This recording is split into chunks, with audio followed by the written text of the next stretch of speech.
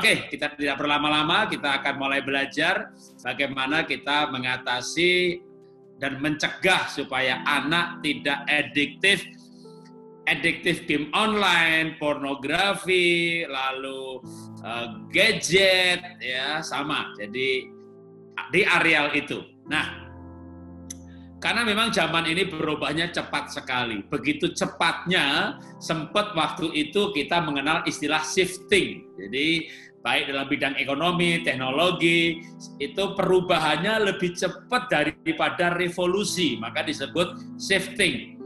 Biasanya dunia ini berubah itu evolusi. Ya, maka banyak teori-teori evolusi. Evolusi Darwin, evolusi budaya, evolusi bahasa, evolusi teknologi, lalu revolusi cepat sekali. Tapi 15 tahun yang lalu sampai hari ini nggak bisa lagi kata revolusi, shifting. Maka 10 tahun yang lalu kita mendengar isu yang namanya millennial kills everything. Aneka produk, bisnis, jasa, industri yang akan dibunuh oleh digitalisasi, sehingga kalau yang tidak mengikuti pasti akan bangkrut, percaya tidak percaya pasti terjadi. Tiba-tiba COVID datang, maka proses shifting yang sudah cepat ini menjadi sangat cepat lagi. Sehingga bukan shifting lagi, menurut saya kalau istilah yang paling tepat itu genting. Masa darurat, karena digitalisasinya dipaksakan di seluruh areal kehidupan, termasuk bergereja, ya, online, sekolah online, dan itu mempercepat segala sesuatu. Nah, sehingga ketika tadinya anaknya ada yang game adiktif, lalu lewat aneka terapi hampir sembuh, hampir sembuh. COVID datang, pegang gadget lagi, kambuh lagi. Bahkan yang tidak kecanduan gadget, gara-gara PSBB harus ada di rumah, ngapain coba? Kalau dulu sekolahnya 6 jam di sekolahan. Tapi 6 jam itu sebenarnya sangat lambat prosesnya. Gurunya ngomongnya muter-muter dan sebagainya.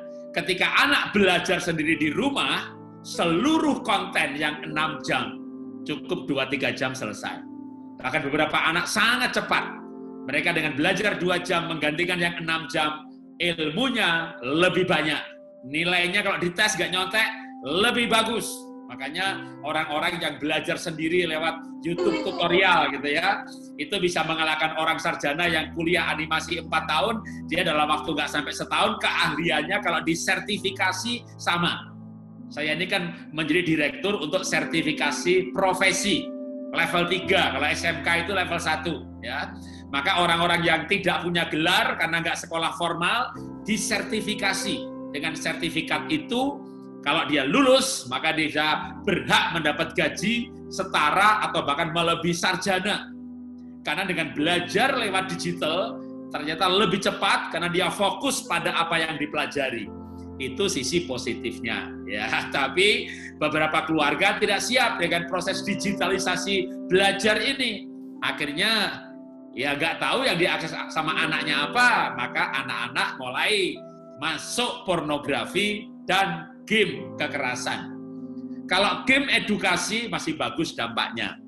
Bahkan itu bisa mencerdaskan kognitif, meningkatkan pola pikir yang baik. Ya, kalau yang diakses dari gadget, misalnya ibadah victory church, ya kan kecerdasan rohaninya naik, gitu kan. Tapi kalau yang diakses yang macam-macam, nah itu dia, itu yang berbahaya. Makanya bukan dilarang gadget, tapi bagaimana berbijaksana dengan hal ini. Pertanyaannya, sebelum kita bisa menyelesaikan, Pak, gimana Pak? Anak saya kecanduan game, anak saya kecanduan gadget, anak saya kecanduan pornografi. Maka saya mau memberikan pertanyaan, saya jawab sendiri. Tanya sendiri, jawab sendiri. Ya. Nanti giliran saudara nanya, saya jawab. Ya. Kenapa sih bisa adiktif? Karena Tuhan menciptakan manusia dengan otaknya yang rumit ini, saya sederhanakan saja, di dalam otak ini ada logika. Di dalam otak ini ada perasaan. Ya, jadi perasaan itu di otak ya. Jadi Pak Saudara, hatiku sedih gitu, itu paru-paru, ya kan. Hati saya berdebar-debar, itu jantung, ya kan. Coba ayo tunjuk hatiku sedih sambil pegang hatinya, ya. Mau ilmiah nih, Hatiku sedih. Ini ilmiah, tapi aneh. Memangnya hati di situ, Pak. Firman Tuhan berkata, di dalam hati manusia membuat rancangan-rancangan yang jahat. Loh, di mana Anda merancang? Tuhan Yesus berkata, kenapa engkau berpikir yang jahat dalam hatimu? Hati tempat berpikir. Nah, di mana saudara berpikir? Kalau saya mikir kok perut saya keruyuk-keruyuk ya Pak ya, itu lapar. Kalau saya belajar dengkul saya cedut-cedut Pak, lah otak Anda didengkul. Itu kesemutan saudara ya. Yang namanya mikir, merancang itu ya di otak, di kepala. Jadi Alkitab yang berkata perasaan atau hati itu adanya di otak, tempat berpikir, tempat merancang. Nah, di kepala inilah, di otak inilah ada hati, ada perasaan untuk memberikan rasa bahagia. Ketika perasaannya gembira, lapor sama otak, maka otak memerintahkan kelenjar-kelenjar endokrin, kelenjar hormonal. Kalau gembira, produksi endorfin, rasa aman, serotonin, ya, cinta kasih, melatonin, terangsang, dopamin, dan seterusnya. Banyak sekali nama-nama hormon. Itu namanya mekanisme bahagia. Nah, bahagia itu namanya manusia. Itu diciptakan bahagia kalau dia merasakan relasi. Makanya makhluk sosial atau oikos. Relasi dengan Tuhan. Jadi manusia itu rancangannya bahagia kalau punya hubungan dengan Tuhan, relasi dengan Tuhan, pujian, penyembahan, roh ketemu roh, wah damai sejahtera, sukacita, endorfin keluar, rasa aman, wah itu mekanismenya ya. Tapi kalau direbut dalam kalimat merasakan damai, sejahtera, sukacita, kasih gitu ya. Dalam bahasa neuroscience ada hormon oksitosin, melatonin, semuanya keluar, tubuhnya rasa aman. Nah, itu karena relasi dengan Tuhan. Yang kedua, Tuhan menciptakan Adam dan Hawa untuk saling mencintai. Nah, itu relasi sesama. Relasi antar manusia, makhluk sosial. Sayangnya, kemampuan manusia untuk bahagia dari relasi itu rusak karena dosa. Makanya begitu manusia jatuh dalam dosa, ada tertulis di Alkitab. Ketika manusia itu mendengar langkah Tuhan, ia takut lalu sembunyi. Loh, kenapa Tuhan menakutkan? Karena ada dosa. Harusnya kan Tuhan sumber kebahagiaan. Lalu manusia itu berkata, perempuan ini yang bikin saya begini. Wah, ternyata perempuan itu, maksudnya istrinya ya, suami istri bukan sumber kebahagiaan lagi. Jadi Tuhan dan sesama bukan sumber kebahagiaan. Saling menyalahkan. Wah, itu karena dosa, karena setan. Makanya jangan sampai PSBB ini malah yang muncul setan, suami istri berantem terus. Wah, nggak bisa kemana-mana. Dulu kan mending, suaminya kan jam 7 ke kantor, jam 5 selesai kerja, jam 8 baru sampai rumah. Ya, ketemu 2 jam tidur. Jadi ketemunya cuma 2 jam. Sekarang suaminya nggak kemana-mana. Wah, berantem setiap hari. Itu namanya 2 setan dikurung dalam rumah. Itulah PSBB, ya kan? Lah anaknya, wah anaknya dulu pulang sekolah mah, guruku galak mah, ya sudah gitu ya kan. Tiba-tiba nggak sekolah, harus belajar di rumah, ibunya mendampingi, anak baru sadar yang di rumah lebih galak. Waduh, makanya anaknya mulai chatting yang lain, kapan kita sekolah ya? Udahlah pakai masker nggak apa-apa lah, daripada di rumah ini stres gue. Iya, gue juga udah stres gitu ya. Daripada stres ya sudah lari ke gadget. Jadi orang itu butuh kebahagiaan, tapi anggota rumah tidak membuat bahagia. Itu karena dosa.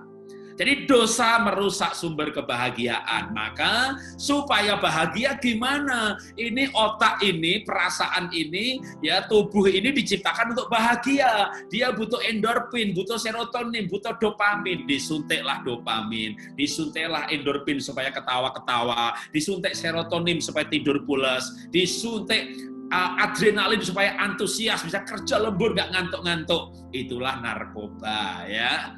Tapi narkoba ini zaman sekarang sudah jadi jadul. Karena sebenarnya narkoba itu sekarang bisa diganti dengan narkolema. Ya, Anda masuk Google, coba nanti ya setelah selesai seminar tak kasih PR, Anda masuk YouTube gampangnya lah. Masuk YouTube ketik narkolema. Ini istilah saya ya, narkolema. Narkoba lewat mata. Masuk YouTube ketik narkolema. Ya, narkoba lewat mata. Nanti yang muncul adalah game kekerasan, dan pornografi. Itu lebih dahsyat daripada narkoba. Narkoba itu hanya merusak 3 sektor otak. Sedangkan narkolema, gadget, game kekerasan, pornografi, merusak 5 sektor otak. Narkoba itu bisa disembuhkan otaknya. Tapi kerusakan karena pornografi dan game kekerasan itu irreversible damage. Makanya anak yang kecanduan game online sampai adiktif, itu bisa nggak mandi, nggak makan, di kamar terus, nggak potong rambut, gondrong, orang tuanya sakit, nggak peduli. Saya ketemu seorang ibu yang anaknya kecanduan game. Pak, anak saya 6 bulan nggak mandi, Pak, di kamar terus. Loh, kalau gitu nggak sekolah, Pak, udah putus, Pak, tahun lalu, Pak. Terus, ya kalau makan harus saya antar, kalau enggak dia banting-banting barang di kamar, merusak-rusak, gedor-gedor pintu, makanan minta diantar ke kamar. Lah ibu, ya suami saya udah nggak ada, Pak, saya kerja di lantai bawah toko, Pak. Kalau saya sibuk kerja, anak saya nggak bantuin, Pak. Maaf ya Bu ya, saya bicara kasar sekali ya Bu ya. Maaf ya Bu ya, saya bicara kasar banget ya Bu ya. Bu, kalau gitu Ibu piara anak sama piara anjing, enakan piara anjing dong. Ibu itu nggak marah bilangin begitu. Pak Jarod tahu yang saya alami. Betul Pak. Saya punya anjing, saya bisa ajak jalan-jalan Pak. Kalau saya takut jalan-jalan sendirian, saya ngajak anjing saya, dia jagain saya Pak. Saya nggak bisa ngajak jalan-jalan anak saya Pak. Saya piara anjing lebih baik Pak. Bapak ada panti asuhan untuk game adiktif nggak Pak? Kalau narkoba kan ada pantinya. Kalau ada saya mau buang tuh Pak anak saya Pak. Karena saya terus terang seperti yang Bapak omongin tadi, piara anjing lebih baik Pak. Itu saya jumpai ketika saya khotbah di gereja. Jadi ini masalah jemaat yang real ya. Nah, maka saya rindu kita tidak ada yang mengalami seperti itu ketika anak otaknya rusak gara-gara pornografi dan game online atau game kekerasan, maka itulah yang bisa terjadi. Nah, sekarang kita secara cepat akan belajar, lalu gimana dong supaya kita bisa bebaskan atau jangan sampai anak mengalami hal ini. Tadi kan saya katakan bahwa kenapa adiktif, karena dia butuh rasa bahagia. Maka supaya tidak adiktif, anak sebelum pegang gadget, dia harus sudah merasakan nikmatnya relasi. Pak, umur berapa Pak anak diberi gadget? Ya umur berapa Bapak Ibu sudah memberikan pengalaman nikmatnya relasi. Kalau anaknya 12 tahun dan dia belum pernah merasakan bermain sama papa itu asik banget, dipeluk mama itu nyaman sekali. Sampai umur berapapun dia belum siap dikasih gadget. Karena dia begitu dikasih gadget akan merasakan nikmatnya gadget ini yang saya cari selama ini. Saya butuh bahagia dan papa bikin saya nggak bahagia. Mama bikin saya sengsara. Saya menyesal tapi inilah yang saya cari selama ini, akan nempel nggak bisa lepas. Tapi anak yang sudah merasakan nikmatnya relasi, apalagi relasi yang lebih penting lagi, apa itu? Relasi dengan Tuhan. Maka waktu anak pegang gadget, oh ini kenikmatan jenis lain yang saya sudah miliki. Ada kenikmatan yang lebih hebat. Karena gadget itu asik tapi nggak bisa meresponi. Maka anak harus merasakan nikmatnya relasi. Ya. Nanti silakan dipertajam, Pak gimana Pak membuat anak punya nikmat relasi, umur di bawah 6 tahun, umur 6-12 tahun, di atas 12 tahun, dan seterusnya. Ya, itu Anda bisa tanyakan sesuai dengan kebutuhan masing-masing. Saya berikan kesimpulan dulu untuk bagian pertama. Berikan anak kenikmatan relasi, berikan anak kenikmatan yang asli, maka mereka tidak akan terikat yang semu. Yang semu itu ya yang ditawarkan oleh dunia, termasuk gadget, baik dengan pornografinya, atau dengan game online-nya. Saya akan berikan 4 langkah dengan cepat sekali, lalu langkah yang kelima pelan-pelan. Ya. Supaya anak bebas pornografi, langkah 1 tidak bisa di-skip. Tanpa nomor 1 ini, yang lain nggak ada artinya. Walaupun demikian, ini yang penting, tapi saya cepat. Karena nanti misalnya mau diperdalam, itu seminarnya mengenai PI pribadi kepada anak. Ya, atau temanya misalnya menjadi orang tua rohani sekaligus orang tua jasmani. Atau orang tua ilahi, ya itu bahas 1 poin ini saja.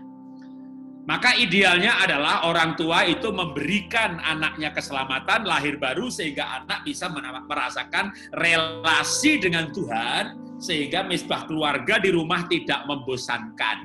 Kalau anaknya nggak lahir baru bikin misbah keluarga pasti anaknya bosen, ibadah kebaktian lagi, ibadah lagi, doa lagi. Mama itu ada kegiatan lain nggak sih? Gitu ya, dia tidak bisa menikmati hal itu. Seperti Adam yang mendengar langkah Tuhan, dia takut. Banyak anak takut diajak kebaktian. Yang kedua adalah sentuh hati dengan cinta. Karena hati itu sumber kehidupan. Ada hukum perilaku yang dipakai psikologi itu sebenarnya asalnya dari Alkitab. Dari hati, kepikiran, lalu perzinahan, pembunuhan, dan seterusnya. Apa intinya? Hati, pikiran, perilaku. Game adiktif, game online itu di perilaku. Jadi Bapak Ibu tidak bisa betulin perilaku dengan peraturan. Dilarang main game. Mana bisa perilaku diatur dengan larangan, aturan. Dia pergi keluar rumah, aku mau belajar, gitu, ke rumah teman, ya. Belajar yang baik anak ya, ya. Anak sekarang pinter, dia belajar cuma 15 menit. 2 jamnya dia main game. Dan ibu merasa bahwa dulu ibu belajar 2 jam. Kan komputer Bapak Ibu kan komputer jadul zaman dulu yang butuh 2 jam untuk belajar. Anak sekarang 30 menit selesai belajar dia main game lagi. Jadi kita tidak bisa melarang anak, ya, tapi kita hanya bisa mengisi hatinya. Diisi hati dengan apa? Dengan cinta Tuhan, dengan kasih Tuhan, dengan kasih orang tua, menyentuh hatinya. Nomor 2, menyentuh pikirannya. Nomor 1 itu roh. Nomor 2 itu jiwa. Nomor 3 masih bagian jiwa. Karena manusia itu roh, jiwa, dan tubuh. Jiwa itu pikiran, perasaan, kehendak. Maka nomor 2 itu perasaan atau hati. Tapi hati yang terdalam namanya passion. Lalu gambar diri itu bagian dari jiwa, di mana di situ jiwa itu sebenarnya ada drive, ya, kehendak, ada self image atau gambar diri. Maka yang paling lebih penting adalah gambar dirinya. Maka tugas orang tua adalah membangun gambar diri anak sampai dia bisa berkata, aku ini anak Tuhan. Supaya nanti nasihat selanjutnya, ya, itu lebih mudah. Dan gambar diri ini prosesnya dari anak lahir sampai nanti anak menikah. Jadi mendidik anak itu tidak bisa cepat, seminar, besok dipraktekkan. 1, gambar diri selama 1 jam. Nggak bisa, ya, sampai anak menikah. Ya syukur sebelum menikah sudah, misalnya anak saya nanti mau kayak anaknya Pak Jarod, umur 15 tahun sekolah ke luar negeri. Ya berarti proses ini harus selesai di umur 14 tahun. Anak saya pengen keluar kota nanti pada waktu SMA, berarti waktu 3 SMP harus bisa ngatur duit, uang saku bulanan. Dikasihnya nggak tiap hari, tapi ini buat 1 bulan, ini buat 3 bulan, dia bisa kelola dengan baik, gitu ya. Maka prosesnya harus dipercepat. Tapi kalau anak Bapak Ibu di rumah sendiri sampai akan menikah, ya prosesnya lebih panjang sedikit, nggak apa-apa. Maka yang pertama ada lahir baru, kedua sentuh hati, yang ketiga gambar diri, yang keempat, nah, supaya nomor 1, nomor 2, 3 itu bisa di-delivery itu disampaikan. Maka harus menjadi sahabat si anak. Menasehati anak kecanduan game. Gimana caranya ya? Jadi mau cari konten. Cara menasihati anak kecanduan game. Ya udah, itu diketik aja cara menasihati anak kecanduan game. Ketik, enter gitu. Mau di-enter di Facebook bisa, di YouTube bisa, di Google bisa. Muncul artikel kalau di Google. Di YouTube muncul aneka ceramah. Dilihat, oh aku tahu caranya ini. Jadi konten itu gampang sekali dicari. Nah, konten itu bisa disampaikan ke anak enggak? Itu namanya delivery, ya. Bisa disampaikan, bisa. Bapak ngomong, ibu ngomong, masuk ke hatinya enggak? Atau anaknya dengerin sambil berkata dalam hati, Pak Welu, banyak ngomong. Emangnya gue pikirin, kapan lu berhenti ngomong? Banyak setan satu ngomongin banyak banget. Jadi, ibu nasihati ya percuma. Ya, itulah namanya tidak bisa mendelivery. Nah, walaupun kontennya dapat. Anda ikut seminar saya, dapat tuh konten. Oh, begitu caranya. Oke. Gitu. Seminarnya gampang, ya kan? Sampein lu ke anak, muntah darah lu kalau enggak punya relasi. Nah, makanya secara cepat gitu ya, saya sampaikan sekarang supaya bisa mendelivery poin-poin yang ada seminar ini, maka nomor 4 ini susahnya minta ampun, ini butuh waktu berbulan-bulan, bahkan bisa 1 tahun 2 tahun untuk punya relasi menjadi sahabat anak, sehingga apapun ilmu yang Bapak Ibu dapat dari seminar ini bisa disampaikan kepada anak. Bahkan menyampaikannya bisa ditunda sebulan, 2 bulan, 3 bulan, 4 bulan. Sekarang mulai PDKT kayak orang pacaran, kayak Bapak dulu mau ngerebut itu ibu mau dinikahi, dengan aneka pendekatan sekarang kita deketi anak. Gitu loh. Kenapa saya katakan bisa muntah darah? Kalau anaknya sudah SMP, SMA, deketi anak itu sampai bapak bisa mikir begini nanti. Gila ini, yang butuh itu aku atau dia sih? Itu anak nggak kasih makan mati itu. Yang butuh itu aku atau dia gitu. Selama bapak berpikir begitu, 100% pasti gagal. Nggak bisa menasihati anak.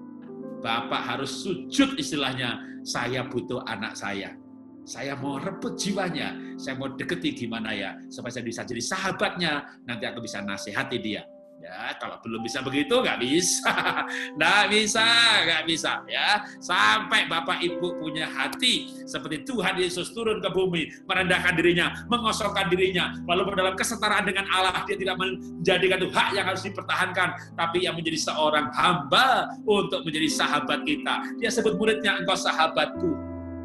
Bahkan dalam rangka itu dia diludahi, dia dicambuk, dia disalibkan. Dalam rangka membangun relasi dengan manusia, Tuhan berkorban perasaan begitu rupa. Maka itulah juga yang mungkin akan kita alami waktu kita mau membangun relasi dengan anak kita yang sudah terlanjur kecanduan. Ya, kalau anaknya masih balita di bawah 5 tahun, imut-imut, lucu, tidak perlu seperti itu. Ya, kasih permen 2 kali, kasih coklat 3 kali, diajak ngomong, ayo ikut papa yuk, ayo, nikmatilah masa itu. Tapi kalau anak masa itu sudah lewat, bumi tidak bisa diputar balik, waktu tidak bisa diputar balik, bayar harganya. Kalau selama ini belum membangun relasi dengan anak-anak. Jadilah sahabat si anak. Saya beri kesimpulan bagian kedua. Orang tua adalah sahabat anak-anak. Di dalam persahabatan, nilai-nilai kehidupan ditularkan melalui kebersamaan yang menyenangkan. Nah, singkat cerita aja, ini sama anak terbangun di persahabatan. Nah, baru tuh ya, Ben, kamu kemarin ke rumah teman lama banget, gitu. Iya, belajar, gitu ya. Kok belajarnya lama? Ya kan, banyak. Ya sudah, ya kan, dia belum ngomong. Ajak makan, ajak pergi, ajak jalan-jalan, 1 minggu, 2 minggu, 3 minggu, 4 minggu, 5 minggu. Baru deh dia mulai cerita sedikit, cerita pendahuluan. Papa, temanku tuh punya VCD porno loh, Pak. Itu pendahuluan itu pendahuluan. Nah, kita harus jadi sahabat, betul-betul sebagai sahabat. Nggak boleh sebagai orang, awas loh ya, kamu jangan nonton. Oh, enggak. Baru pendahuluan udah dimarahi. Anak tuh punya cerita 5. Ini nggak diceritain, pendahuluan dulu. Temanku punya VCD. Nah, sebagai sahabat, saya akan sahabat, ya kan? Sahabat itu saling bercerita. Anak saya cerita begitu, Papa, temanku punya VCD porno. Oh ya? Oh, Ben. Dulu waktu Papa SMA, Ben. Teman Papa itu sewa proyektor ke Jogja, Ben. Papa kan ketua kelas, Ben. Jadi Papa ini disuruh buka kelas. Lalu pasang proyektor, muter film, Ben. Wih, itu film, Ben. Itu film nggak ada ceritanya, Ben. Diputer langsung, gedebak. Wih, itu film porno, Ben. Anak saya cerita temennya punya VCD. Saya cerita, saya nonton. Jadi anak saya cerita pendahuluan, saya cerita bab 1. Wah, anak saya shock, saudara. Kenapa? Jadi bukan saya yang kaget, anak saya yang kaget. Wih, Pak Jarod, Papa, tumpang tangan, khotbah. Wih, orang ditumpangi tangan jatuh, nonton film porno. Itu anak saya shock, saudara. Terus gimana dong, Pak? Gitu. Ya, bagaimana? Oh, Papa ini orang pinter loh, Ben. Dulu waktu Papa SMA ini ranking 1, Ben. Jadi Papa itu sebenarnya diajak nonton nggak mau, Ben. Papa bilang, nggak mau nonton film, pasti film jelek nih. Pakai muter-muter sendiri, pakai kunci-kunci kamar gitu. Saya keluar kelas ya, gitu. Teman saya bilang, munafik lu, Rod. Masa mau belum nonton udah film jelek gitu. Lu kan orang pinter, tonton dulu. Kalau nggak jelek baru keluar gitu. Itu teman-teman itu kalau ulangan matematika 1 jam, saya 40 menit selesai. Kimia yang lain 1,5 jam, saya 40 menit selesai. Gitu. Hari itu saya nonton film 2 jam gitu. Sudah 2 jam baru mengambil kesimpulan. Nggak bagus. Udah tampil selesai filmnya gitu kan. Wah, jadi saya itu anak saya cerita pendahuluan, saya cerita bab 1. Itu namanya sahabat. Baru nanti keluar ceritanya bab 1, bab 2, bab 3 gitu. Nah, baru dari situ sebagai sahabat kita ngajari cara menangnya bagaimana. Papa, Ben. Waktu kamu nonton film porno, Ben, itu rasa salah sama rasa senangnya besar yang mana? Ya, imbang sih, Pak. Gitu. Saya senang dengan jawaban itu. Dia bilang imbang gitu. Coba saya bilang, aduh, Pak, saya merasa tidak layak di hadapan Tuhan. Gombal! Gombal loh, itu jawaban munafik, pasti bohong itu kok jawabannya begitu. Dia bilang imbang antara senang dengan rasa bersalah, itu jawaban jujur. kejujuran itu awal pemulihan, keterbukaan itu awal pemulihan. Nggak ada kejujuran, nggak ada terbukaan, yang ada kemunafikan, keluarga munafik, tahu-tahu masuk neraka. Walaupun bapaknya pendeta, bapaknya ketua sinode, tahu-tahu dibongkar kebejatan seksualnya, seluruh dunia kaget, saya nggak kaget. Kenapa? Karena keluarga itu penuh dengan ketertutupan. Nah, karena itu kita harus terbuka hidup ini. Termasuk kita sebagai orang tua, terbuka dengan pernah kejatuhan kita. Tapi kita itu dalam rangka masuk untuk menangnya bagaimana. Ya, bukan begini, Pak, temanku punya VCD porno. Papa juga punya, nonton yuk. Nonton yuk. Itu orang tua bejat, saudara ya. Bukan, dia cerita gitu, itu kan pendahuluan, kita tahu, kita pancing, kita juga pernah nonton gitu. Jadi waktu anak bercerita, kamu nonton itu antara senang sama rasa bersalah, imbang, Pak. Ben, kamu bersyukur, Ben. Kamu tuh nonton sudah lahir baru, sehingga rasa bersalah sama nikmat tuh imbang.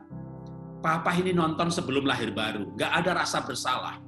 Besok diulangin lagi, onani setiap hari. Sampai setahun 2 tahun. Baru Papa lahir baru, merasa tidak layak, merasa bejat, merasa najis, menjerit minta lepas, nggak bisa lepas. Tapi begitu lahir baru, ada kelepasan. Lalu kambuh lagi, ternyata butuh kepenuhan Roh Kudus. Kambuh lagi, ternyata butuh pola hidup. Jadi saya ketika anak cerita poin bab pendahuluan, saya sudah cerita bab 1. Dia cerita bab 1, saya cerita bab 2. Sampai di titik yang sama, kita angkat bagaimana caranya menang. Nah, itu namanya sahabat. Nggak boleh ini, nggak boleh itu, nggak boleh ini, nggak boleh itu. Papa nonton nggak? Kau nanya. Gitu. Munafik. Anak langsung bilang begitu aja. Anak langsung bilang, munafik. Gitu. Jadi kita ini hidup sekarang ini memuridkan anak, memuridkan jemaat, paling enggak memuridkan anak kita sendiri. Pemuridan itu kayak Tuhan Yesus hidup bersama murid-muridnya dalam keterbukaan, tapi kita tidak bersama mereka jatuh dalam dosa. Kita merendahkan diri saja. Nah, itu bagian tersulitnya di dalam membawa anak pada pelepasan dari adiktif apa saja, mau narkoba, mau pornografi, mau game kekerasan. Maka bagian tersulitnya ini menjadi sahabat tadi, ya. Yang pertama langkahnya tadi, lahir baru, sentuh hatinya, gambar diri, lalu menjadi sahabat. Nah, yang kelima sebelum kita tanya jawab, ya 5 poin aja malam hari. Setelah itu baru menjadi sahabat, dalam sebagai sahabat itu ngajari pola hidup. Seperti Daud sudah ya ujian, penyembahan, nganggur dia, jatuhlah dengan Batseba. Jadi nggak boleh nganggur. Mau penuh Roh Kudus, ngusir setan, bakar jimat, begitu nganggur, jatuhnya ya bisa macam-macam. Berapa banyak pendeta jatuh? Kita tahu di sosmed menjadi bahan nyinyiran, bahan pembicaraan. Ya, kalau pendeta jatuh, gimana anak kita? Gimana jemaat? Kan kejatuhannya mengerikan-mengerikan. Ya, memang itu kasual, ya oknum. Jadi nggak bisa lalu bilang, wah gereja itu tempat seks bebas, ya nggak bisa. Dari 1000 gereja mungkin 2-3 kasus. Jadi, tapi itu terjadi, gitu kan. Nah, kenapa? Karena tidak ada pola hidup. Karena itu kita perlu membangun pola hidup diri kita sehingga bisa mengajari pola hidup anak-anak. Nah, sebelum masuk tanya jawab, saya berikan penutup terakhir, ya, yaitu kesaksian. Saya punya anak nomor 2. Anak saya nomor 2 itu game adiktif, sulit bangun, nggak bisa konsentrasi, malas bicara, malas bergerak, sulit bergaul, nggak punya teman, tidak ditanya nggak menjawab, nggak ada kontak mata. Itu terjadi waktu anak saya kelas 1 SD. Sehingga kelas 2 SD-nya naik bersyarat. Pak, anak Bapak, saya naik ke kelas 2, tapi bersyarat ya Pak ya, anak Bapak kelas 2 SD nanti harus bisa nulis loh. Kalau nggak bisa nulis, saya kembalikan kelas 1 lagi. Jadi anak saya itu kelas 1 SD naik kelas 2 bersyarat. Kenapa? Karena game adiktif. Jadi main game terus. Dan itu terjadi juga karena saya terlalu sibuk pelayanan. Saya jarang ada di rumah. Istri saya juga banyak kesibukan. Ketika dia di kantin kerja, maka istri kadang-kadang tipe yang tidur awal, ya jam 8, jam 9 gitu tidur. Anak saya jam 8, jam 9 masih belajar, ya istri saya tenang, istri saya tidur, anak saya main game sampai jam 2, jam 3 pagi. Saya pulang jam 8, jam 9, kalau saya kerjanya banyak banget, lalu anak saya tak ajak tidur gitu ya, biar nggak main game, tak kelonin. Ya, dikelonin itu bahasa Jawa, diajak tidur sampai saya tidur, ya kan? Saya tidur, dia bangun lagi, main game sampai pagi. Aduh, panjang ceritanya. Pokoknya anak saya game adiktif, sampai saya harus pergi ke psikolog. Tidak mudah bagi saya untuk ke psikolog, karena tahun itu pun saya sudah dikenal sebagai hamba Tuhan, pendeta keluarga. Ya, Mosok saya jadi pasien psikolog gitu kan. Saya sombong banget waktu itu. Saya kan hamba Tuhan. Mosok konseling sama psikolog, hamba Tuhan, ya kan. Nah kalau psikolog itu sakit, gue doakan gitu ya, gue tumpangi tangan. Mosok saya hamba Tuhan, konseling ke psikolog gitu. Sampai akhirnya ya anak saya nggak sembuh-sembuh karena anak saya sakitnya itu jiwanya, ya kan, bukan rohnya. Kalau rohnya ya ke hamba Tuhan tumpangi tangan olesi minyak. Tapi kalau yang sakit jiwanya mau diolesin minyak sampai batuknya klimis juga nggak sembuh. Bukan saya meremehkan pengurapan ya, tapi kalau sakitnya tubuh ya sembuhkan tubuhnya, sakitnya jiwa sembuhkan jiwanya, yang sakit roh sembuhkan rohnya. Anak saya nggak ada masalah dengan roh. Dalam kandungan diajak baca Alkitab, kita ngusir setan bakar jimat penuh Roh Kudus. Dalam saat itu istri saya hamil, maka anak saya ada masalah di areal kejiwaannya. Ya tadi hati, gambar diri, citra diri, dan game adiktif itu di areal kejiwaan. Maka kita nggak bisa ngeroh terus untuk menyelesaikan masalah kejiwaan atau masalah tubuh. Ya, kalau sakit ya ke dokter, sakit ya minum obat. Ya kecuali Tuhan pimpin untuk buang obatnya nggak masalah juga. Ya. Nah singkat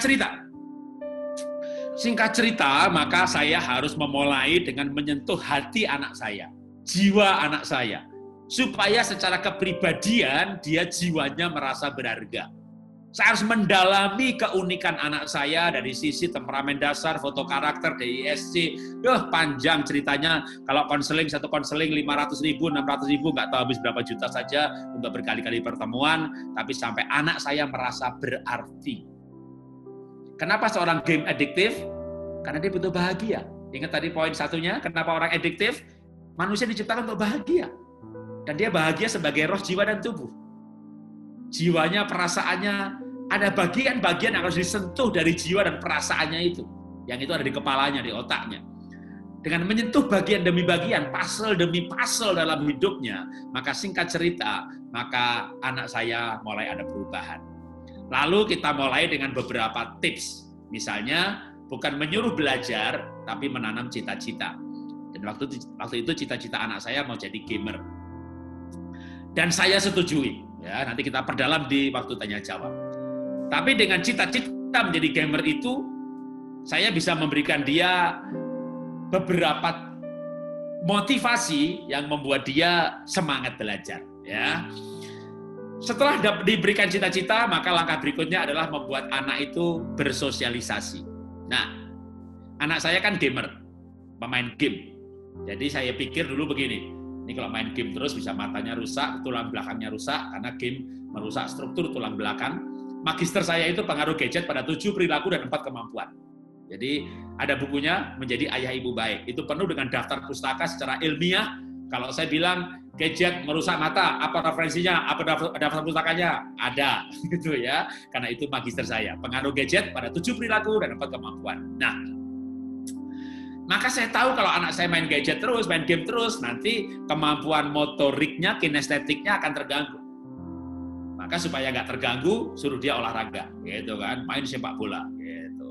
Ternyata saya salah. Kenapa? Karena anak saya seorang gamer, nggak bisa main bola. Jadi begitu disuruh main sepak bola, tendang bola pasti nggak bener. Dibully sama temannya, masuk kamar nggak pernah keluar lagi, nggak mau olahraga dengan orang lain. Maka saya bertobat dengan cara saya. Karena saya mendidik anak saya dengan cara saya. Akhirnya muncul ide, oh dia seorang gamer. Ben, teman main game-mu siapa aja? Ini. Undang ke rumah Ben, kita sediain makanan buat mereka. Buat apa? Main game bareng-bareng di sini. Ya kaget lagi dia. Oke, wah, ngumpul 4-5 orang gamer di rumah kita.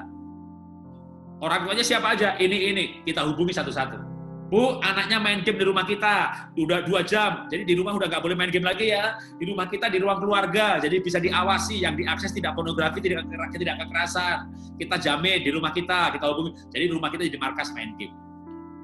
Sudah berjalan seminggu 2 minggu, kita bilang orang tuanya, Bu, minggu depan 3 jam ya. Loh kok Pak kok ditambah?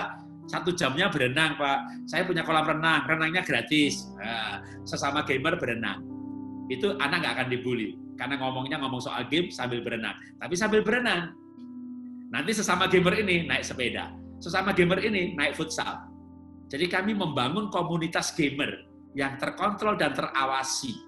Ya, sehingga ada komunitasnya, itulah anak kami, waktu anak kami game adiktif.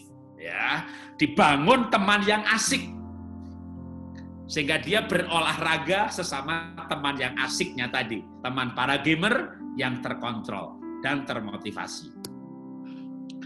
Baru diajak sosialisasi yang lebih besar, keluarga besar, diajak olahraga itu menu harian supaya tidak merusak struktur tulang belakangnya. Seorang yang banyak pegang gadget, nggak usah gadget adiktif, Bapak jualan lewat gadget, kayak saya gini, Zoom, ya, Zoom ini, ya, laptop ini gadget juga.